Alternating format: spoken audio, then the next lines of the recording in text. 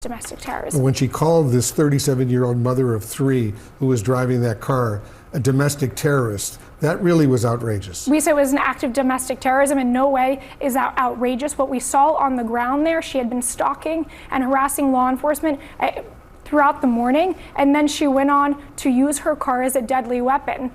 She was driving by after dropping off her little 6-year-old boy That's just simply not true. I have the facts on the ground. I mean, if you look at it, for the hours you have more before, information you can release to give the public a better understanding. If I can give you the facts of what happened that morning. At 9:30 a.m. Central Time, this is where that incident occurred in Minneapolis. This individual, for hours before, had been stalking and harassing law enforcement, impeding operations. At the time of that incident, our law enforcement approached this individual's vehicle as she was blocking in our law enforcement. That is a federal crime. They asked her to get out of the car, to stop obstructing law enforcement. You saw from the video that her partner had been walking around harassing the law enforcement officer. Our officer was in front of her.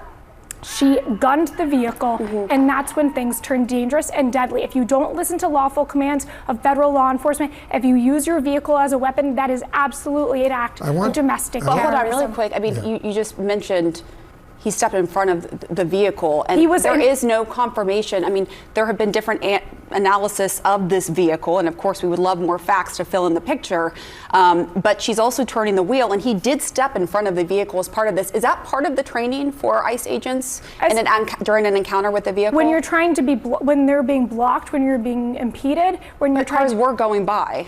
Cars were being, you're not seeing the full video. There are cars behind this individual that could not get through. So again, we're talking about manipulative editing and only showing, we're only showing part of the, Pamela, there's a very simple. Welcome any more evidence that you can release to the public. There's a very simple solution here. Tim Walz and Mayor Frey should let us into their jails. Those 1,400 individuals, those criminal illegal aliens who have already had their due process, let us in those jails. Let us take those murderers, those rapists, those child pedophiles out. That would simply solve the solution. Work with state and local law enforcement. That is what we're asking down